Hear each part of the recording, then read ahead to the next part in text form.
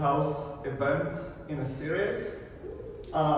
In order to support us, there is a semi-voluntary donation for this event, 10 USDC. We are not gonna be enforcing it. If you don't pay, you don't pay. It's fine. But if you do feel at the end of the event, you know, we've got a value, you've learned something, you want to support us, you can pay USDC. There's a QR code that will take you to a mobile wallet at this wall here and also an the entrance door.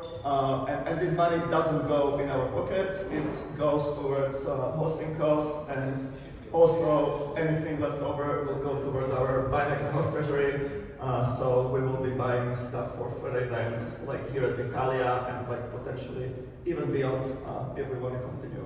So that's what I want to say on that front. What else? Any other housekeeping go to?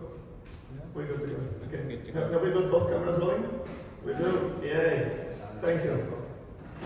Silent cell phones. Silent cell phones, yes please. And I'll bring my water so my mouth doesn't dry.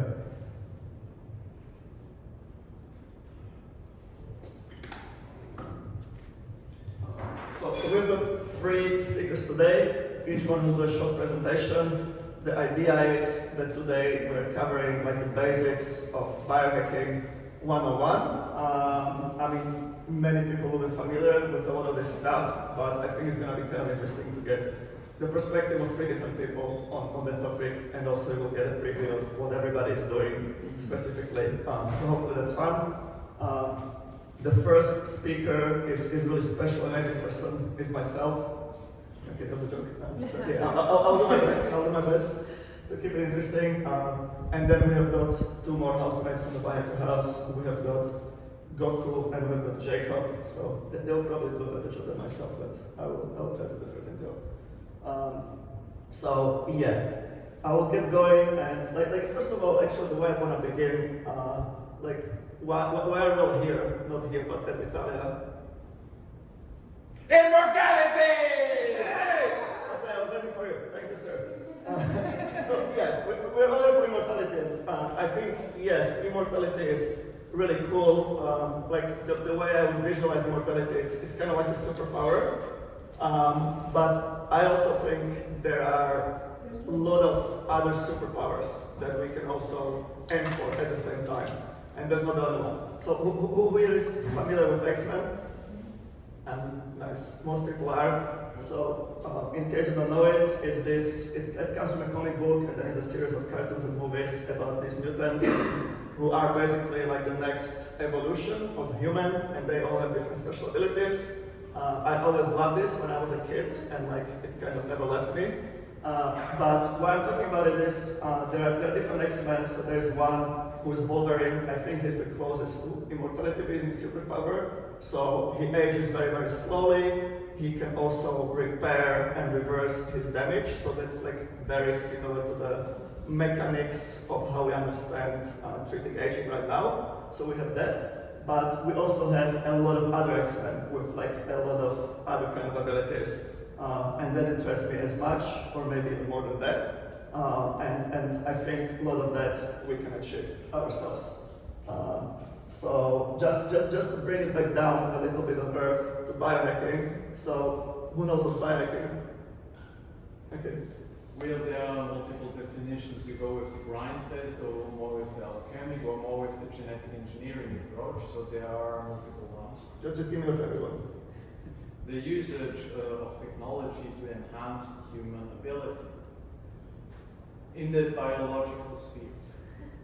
Yes, actually, I really like the definition. It's a really good one. So, what I was gonna say is any use of technology that enhances our physical or mental powers, that I would call biohacking, and it can be very broad, of course. So, just some fun examples.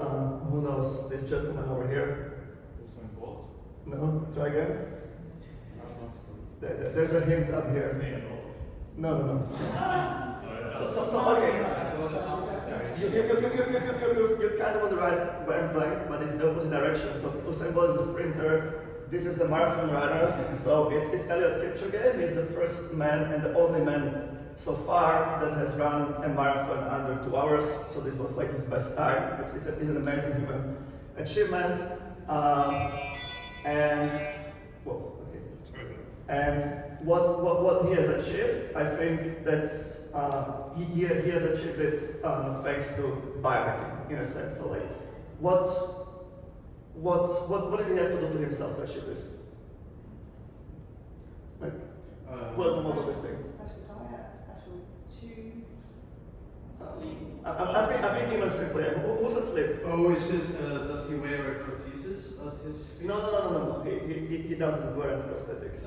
It's not a sidewalk. Breakers running in front of him. He did have windbreakers, but that's not okay.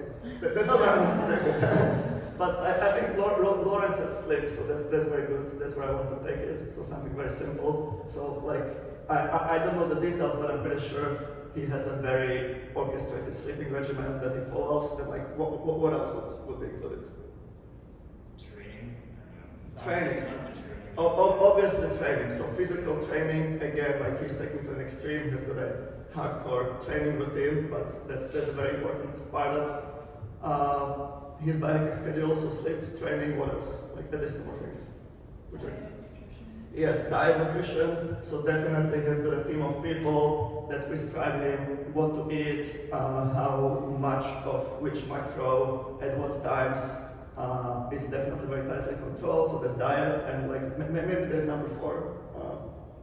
Just a question. Yeah. Is it especially about his person, or could you have taken any Olympian sportsman, for example?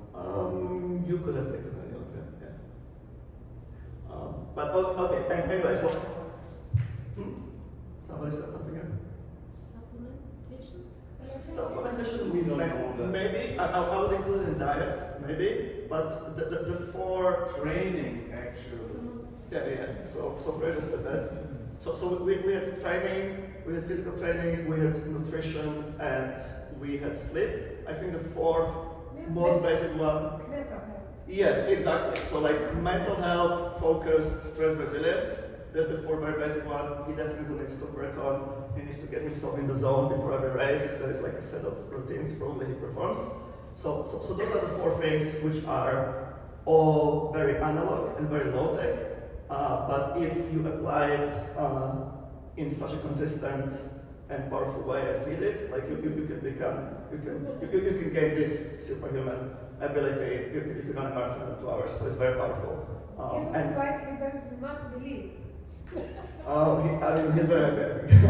He probably just run for 2 hours in a sprinting mode. And it's like He's like out of his mind. Yeah. he lost hydration, probably. He's dehydrated a little. Yeah, I don't know what's going on in his head. But anyways, so those are like the 4 basic pillars of, often they're referred to as the 4 basic pillars of health, but also in biohacking they're like the 4 most basic pillars that you probably want to address before you start addressing other more sophisticated things. Yes?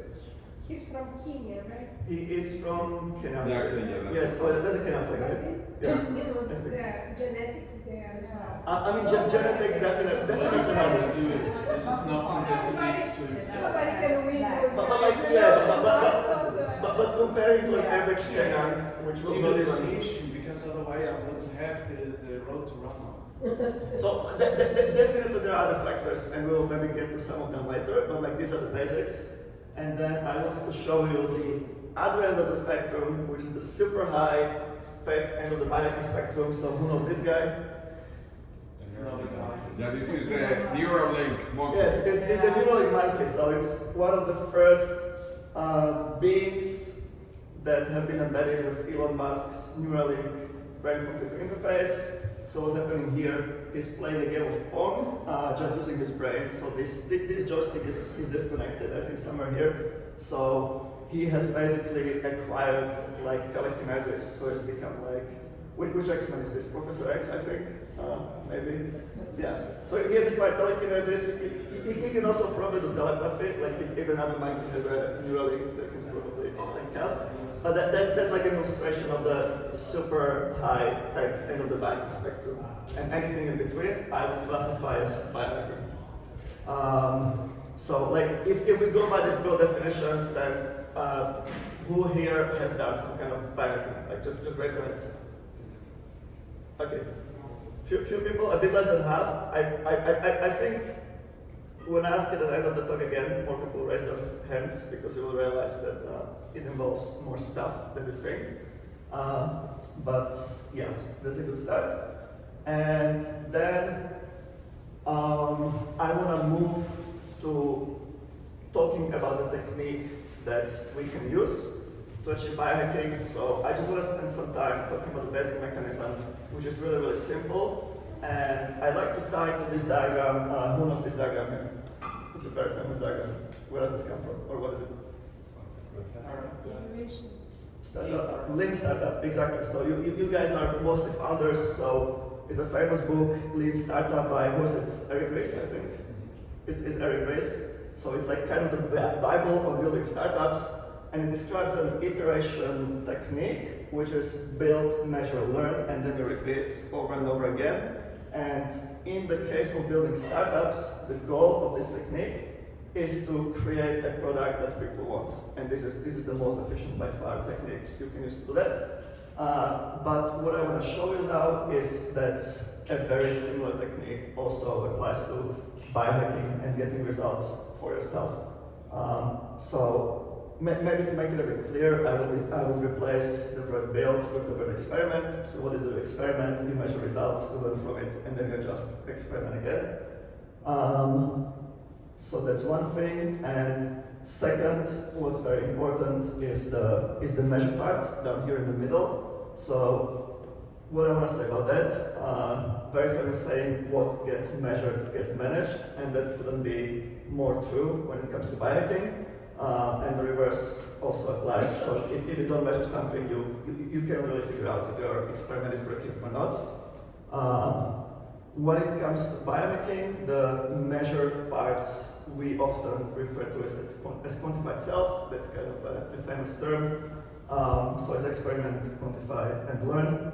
And I'm going to show you what the quantified self part really means now, because I think that's one of the most important parts in the cycle.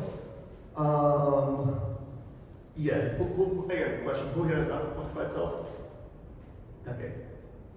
Yeah, a couple fewer people than biohacking, but let me show you what it involves, at least in my personal case.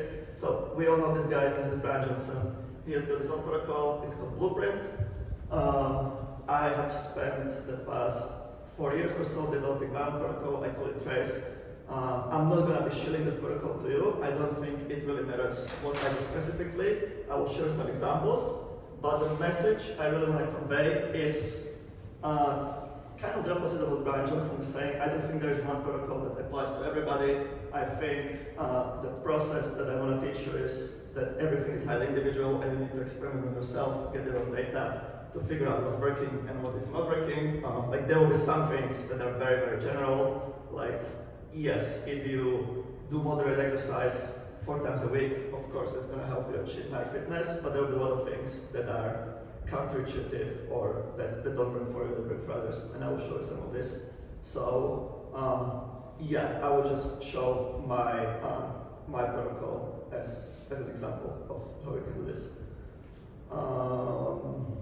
Yeah, so it has 3 parts that I want to go through. Part 1, I call this the Bible. I hope no Christians in the audience get offended, but it kind of is the Bible. It's almost the same. So what it is, this is a huge Google sheet, and it compiles all the different data of all the different biomarkers that I'm measuring. So I'm measuring at the moment about, I think like up to 50 different biomarkers daily via different methods. So like some of them come from smart devices. I've got this Oura Ring. I've got this Garmin smartwatch, which is really good for fitness mostly. I've got a CGM. We will talk about Mgoes monitors a bit more on Sunday. What else have I got? I've got a smart scale for body composition, which I use together with like a measuring tape and skin fold calipers. What other smart devices I've got? I've got a keto monitor for like finger prick, blood keto monitoring.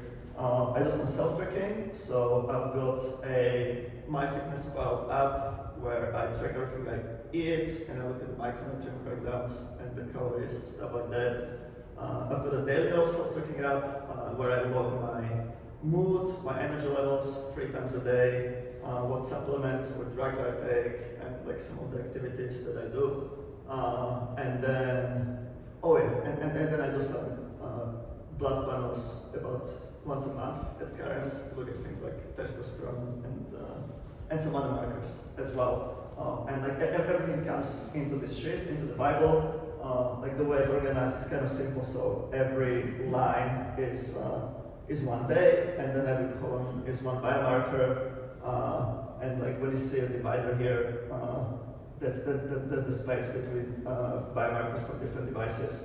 And yeah, I just wanted to show you like a snapshot of this, so you get a sense of how much stuff that is. Like it's close to the right. There's way more columns. This is just a preview. So that's part one. That's the Bible.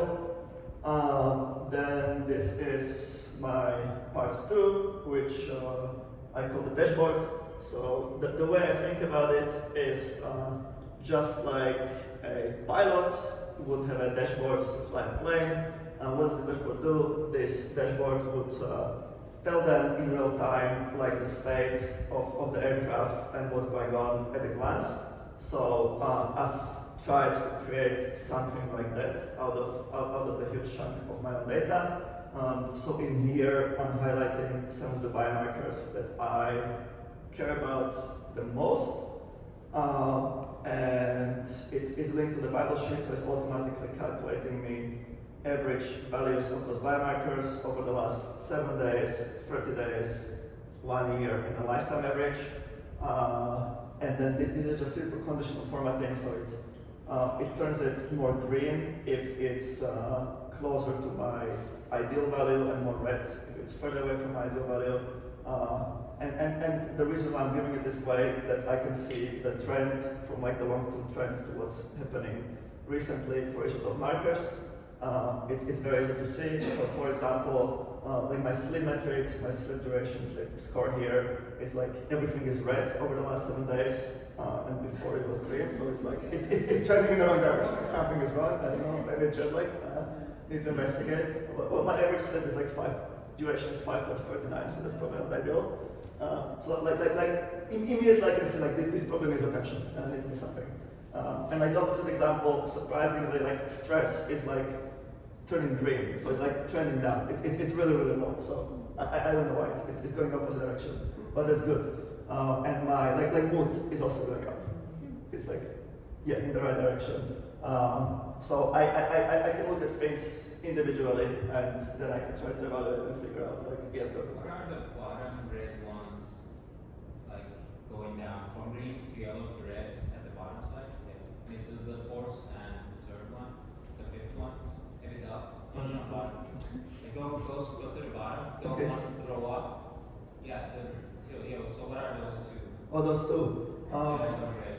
That's an experimental metric. So I have been, it's a work in progress, but I have been trying to calculate like a composite score, that's why I call it M-score, of all my, or like the most important biometrics that I collect.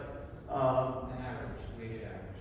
And it's not a weighted average of all of them, so I assign different weights to different ones, depending on like, yes. How is the stress measured? The stress is actually that's automatically measured through Garmin. It's calculated from a bunch of metrics it tracks. It's not exactly analogous to like mental stress. It's a bit more about physiological stress on my body. So yeah, but it's a pretty useful metric. So I would like to understand a little bit more regarding the metrics and the weight of each metric creating the aggregated one on the M-score. How do you define that? So that's what I've been experimenting with, because I mean obviously there is no single right answer. So actually what I have been assigning a lot of weight to is my energy level and mood, which is that's subjectively tracked. So that's in daily one, 3 times a day I get prompted, rate my energy, rate my mood 1 to 5, and then I average it. And I put a lot of weight to that because that definitely correlates to how I feel. So that's important. Like even if my objective biometrics are telling me everything is good, but I don't feel good, that's not right. So I assign some weight to that. I'm assigning more weight to resting heart rate because I realized it correlates with a lot of other things. So it's kind of like a little bit of a catch-all. And some of the stuff I don't include in the score, like ketones I don't include because like it's, I will show you later, but I realized like having a high ketone level doesn't necessarily mean that I'm in the optimal zone. Yeah, but I'm still experimenting with it. Like, I've been actually spending a lot of time looking at the data and trying to figure out if the scoring makes sense or it doesn't. It's like it's difficult. It's difficult. Yeah. Yes. How much time do you spend specifically collecting the data, and then how much time do you spend putting it into the spreadsheet? That's a really good question, and actually I spend less time now than originally because I've streamlined a lot of it. So, like the smart devices, they collect my data automatically. I just need to do an export once a week, which used to take me like 1 hour a week to do an export and feed it into the sheet. Now I don't do it myself anymore. I've outsourced it on Upwork. I'm paying one guy like $5 per hour. He does all my exports once a week. So that's like, that's really effective. That's helped. What takes most time is like, is the manual stuff, like food logging. So if I want to be using MyFitnessPal to log each one of my foods, like I have to weight the items individually, and that's really annoying. Yeah, that kind of sucks. I don't know how to make it easier. Anyone knows of any good app that will take a picture and be able to identify macros and micros? I don't think there's nothing really out there. Like even MyFitnessPal, they're adding experimental features where you can take a picture, but it's not very good. Like it cannot estimate how big is the portion, and like it's not accurate. So you can build it, you build it. Like it's gonna be good. Like the whole fitness community is gonna use this for sure. ChatGPT already kind of does that with the multimodal version, but yeah, I don't know how accurate. Which one? ChatGPT. Oh. With the multimodal version, Oh, yeah. just tell it, you send a picture and it will output the different macros and the different ingredients and everything and how the nutrients that it has, but I don't know how accurate. I haven't tried using ChatGPT. I saw somebody trying it, but it was like it didn't do a good job with the portions. It like gives you something, but it's not accurate, and at that point it's not And so usable. organic or Yeah. non-organic, and it's always.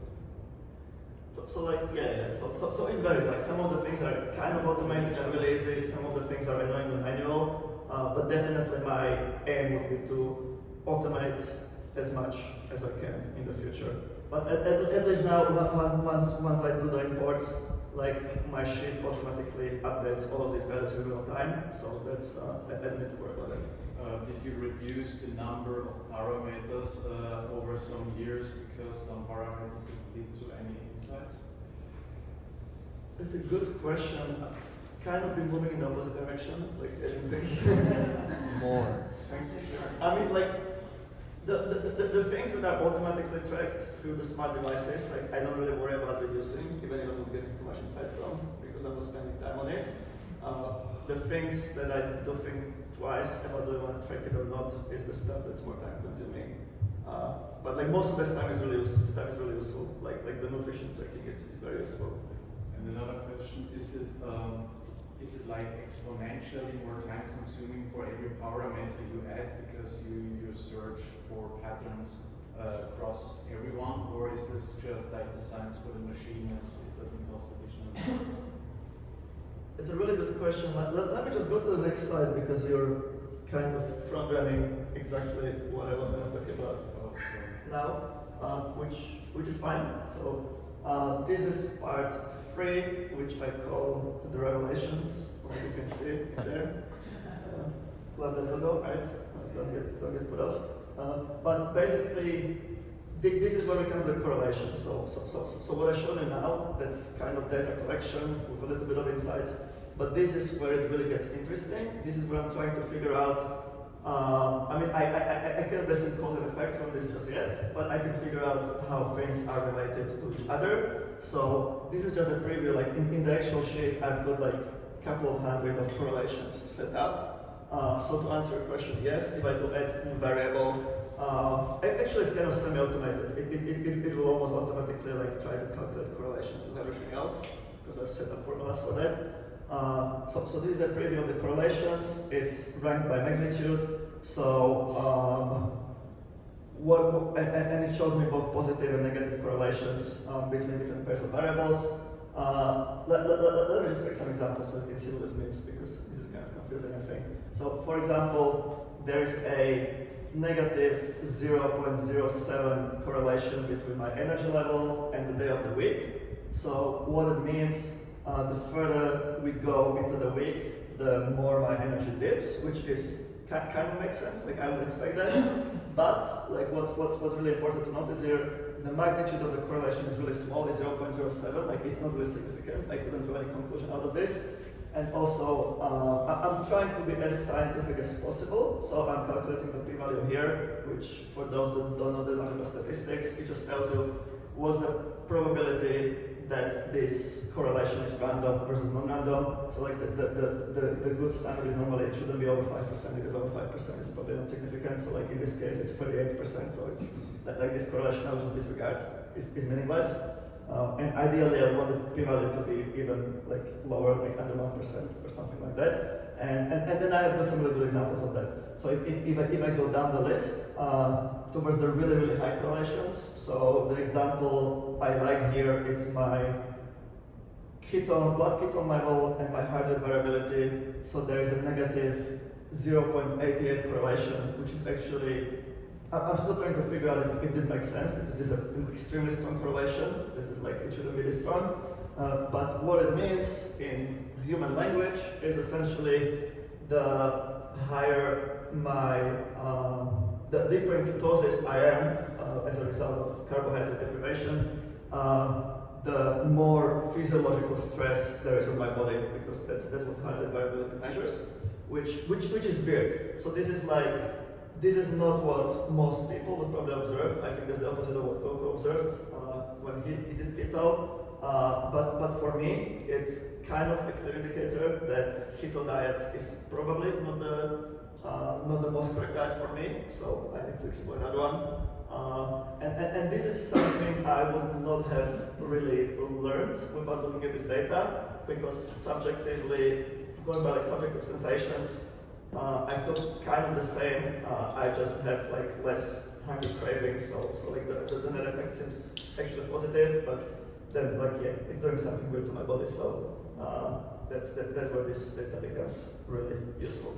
So yeah, so those are the three parts of my tracking system: the Bible, the dashboard, which gives me the real-time overview of what metrics to pay attention to, and then the revelations, which are actual correlations.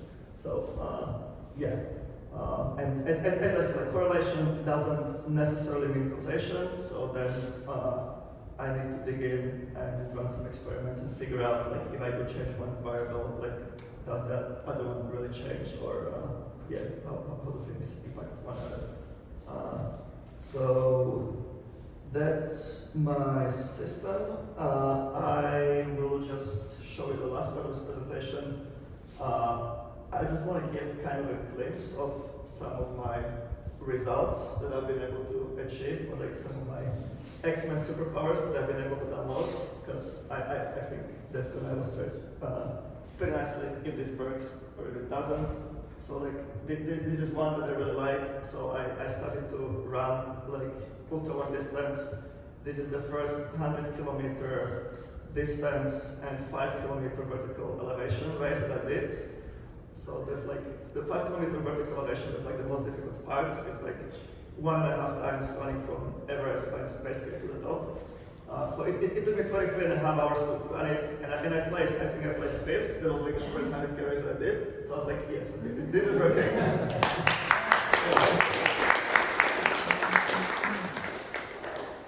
Yeah, I don't want to show, but I just want to show that you can make stuff, right?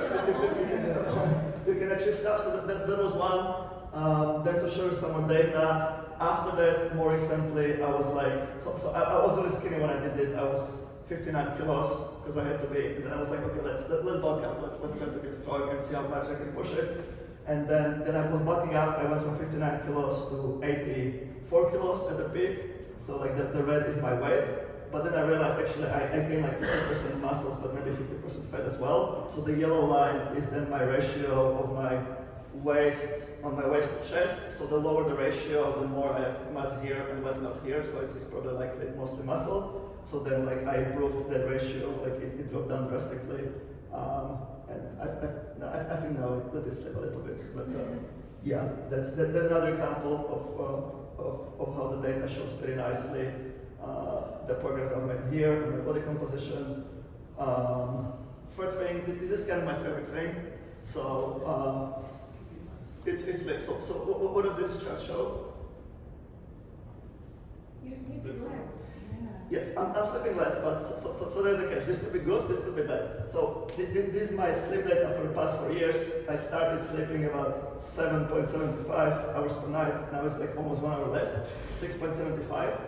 So I'm saving 1 hour a night sleeping, but of course the important thing is what is happening to all my other biomarkers, and all of the other biomarkers are the same or better. Like nothing else has decreased. So I just saved 1 hour sleeping by probably sleeping better and optimizing the way I do it. And to prove that, I will show you the next chart, which shows the same 4-year time period. So this is stress. So it's like the sleep is going down, but like the stress is going down as well, almost as consistently. So it's like I'm improving both things at the same time. So this is pretty cool. And yeah, those are just some examples. I really like to look at these like super long 4-year charts because this is something that I wouldn't have an intuitive hang on. Like I can kind of know how I felt last week and how I feel now, but like over a long period of time, is my stress really trending down? Like this is not something I can see unless I look at the data. So I really like this kind of charts. And I think that's the last slide of my presentation. Yeah, what do I want to say here? Oh, I just wanted to say, like, for me, the next intention would be, I've been spending a lot of time, like, just biohacking on my own. I would love to get more people involved, in, like, running also similar experiments with themselves. That's one of the reasons why we are running this series of talks. We will have to run some experiments as well, starting from the next talk. We'll talk about it a bit more. So that would be really cool if I could convert more people into self-experimenting. And second way I would like to involve more people is I want to start. I've been sharing quite a bit about this on my ex, but I want to be sharing even more, like regularly. And so yeah, I will use this opportunity to show my ex account. So if you want to follow and hold me accountable, that would help me as well. And thank you.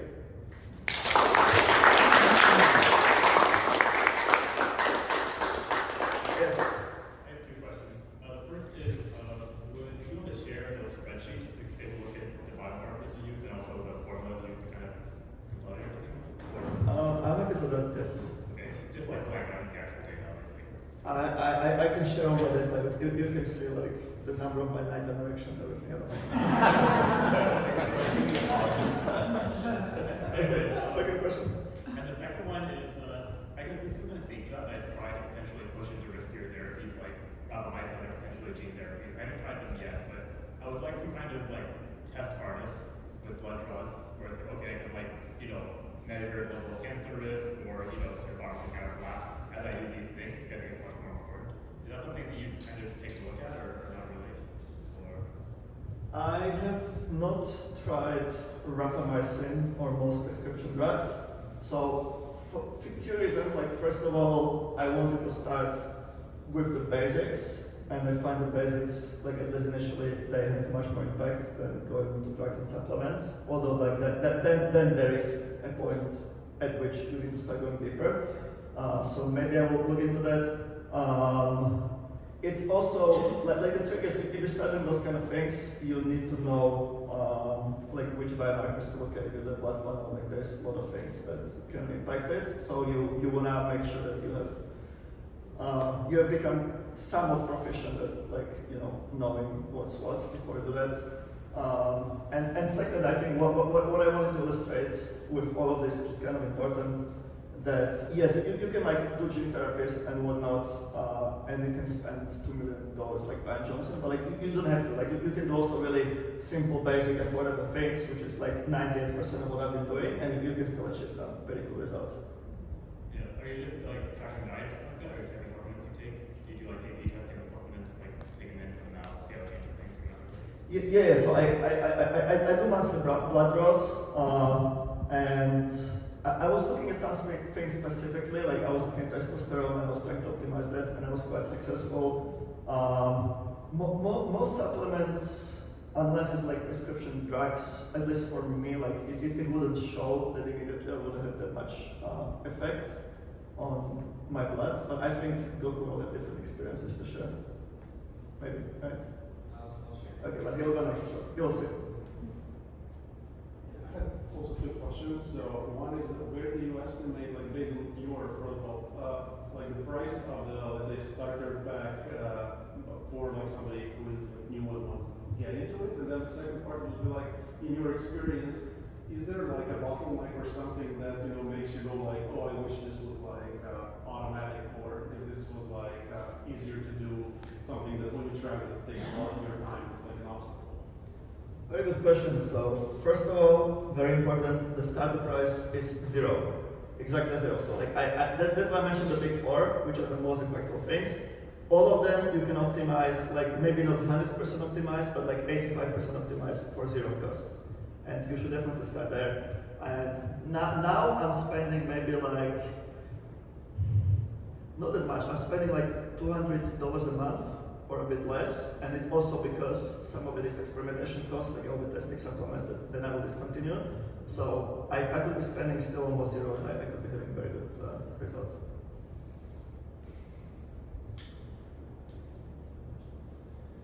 Do any of your wearables give you a readiness score? Say it again? Do any of your wearables give you a readiness score, like a week readiness score? Yeah, the Oura Ring does. The Oura Ring? Yeah. How do you find that correlates with rescue data? It correlates very strongly with my heart rate and my sleep score, but that's because those are actually the same metrics that Oura uses to calculate it. So those are very strong correlations that I try not to look at. The rest, it's the other most significant correlation would be workout intensity. Yeah.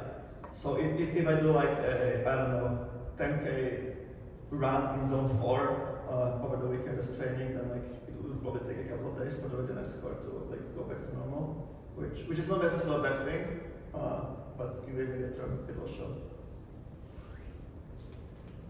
I think we should move. Because there is another activity at 6 Yeah. in the beach house. Thank you, sir, for keeping the time, and I will give the floor to Goku. Let me set up your presentation.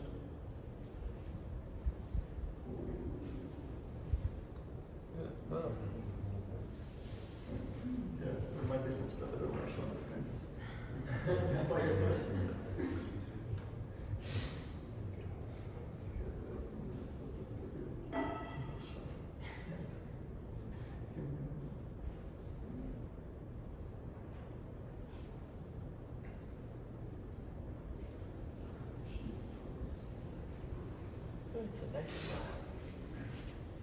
Again, at 6 p.m. there is a session about cryonics. If you don't want to die, or if you die, we can freeze you. I have frozen several people, and the one who is going to talk, Ben Best, was the president of the Cryonics Institute for 10 years. He has frozen many, many people. We have a freezer here as well. How many people are currently frozen? About 550 people, which is tiny, because every year 150,000 people die. Every day. What was the cost of this? What was the cost of getting frozen? You can pay monthly for 30 years for €40, at least for Euro. Outpost rate, I don't know. Or Yeah, the prices range between $20,000 in Russian. Like 400 years, what's the cost? No, It- the best is to have life insurance. So you There's have the like Russian $30 a month. Yeah. Is what you pay. Yeah, but anyway, it's not expensive. It's the cheapest is $20,000 forever. It's in liquid nitrogen. Liquid nitrogen is cheaper than Coke.